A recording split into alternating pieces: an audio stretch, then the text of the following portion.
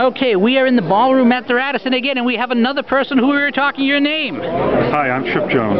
Now, Chip, what brings you here to this Herman Cain event? I'm a Herman Cain supporter. And when did you first jump on the Cain train? I jumped on the Cain train probably before they coupled the second car. So, you remember the days when a Cain event would be small, maybe a few people. Today, as you can see, we got mainstream media all over the place.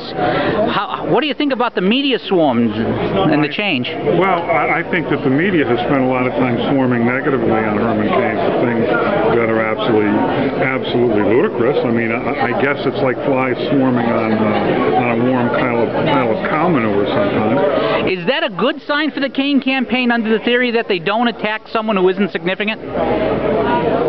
I don't think it's harmed the Cain campaign the way some people think it's harmed the Cain campaign.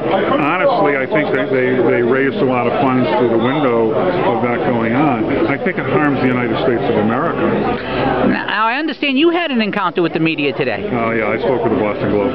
Oh, the Boston. Well, I take it wasn't the sports page, which is an excellent page, but other than that, I know it was not the sports page, although I am something of a sports fan. No, it was regarding Herman Cain. And may I ask what they asked? They asked me what it was that attracted me to Herman Cain. That was the first question. And my answer was that actually in the state of New Hampshire, in the very beginning of the campaign, Herman Cain, in a much smaller room with much less press and much less people, had a young boy who ran up to him. And he picked that boy up in his arms and he said, "You can ask me a question, son." And that little boy asked, "Who's your favorite superhero?" I remember that. I was there. You were there. And he went on to explain the country needed a superhero, so forth and so on. But when he put that little boy down, he turned to the crowd and he said, "You see, folks, it's not about us.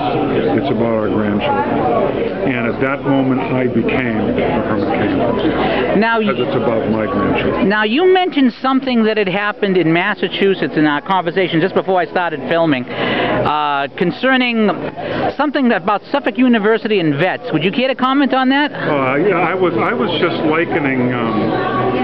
We just passed the transgender hate crime bill in the Commonwealth of Massachusetts, which some people consider a critical piece of legislation. What interested me and what I shared with my state representative via email at the time was what was going on simultaneously. There was a Suffolk University professor who had written an email condemning the putting together of care packages to go to our troops in Afghanistan. And I thought that whether you agree with Afghanistan or not, that taking from our voluntary soldiers who place their life on the line the ability to get a couple cookies and maybe some underarm deodorant for Christmas is hate. And that's the hate of the most viral kind.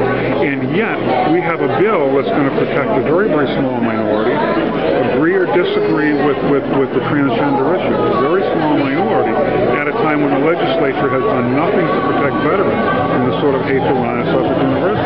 And I think that defines the Massachusetts legislature right now.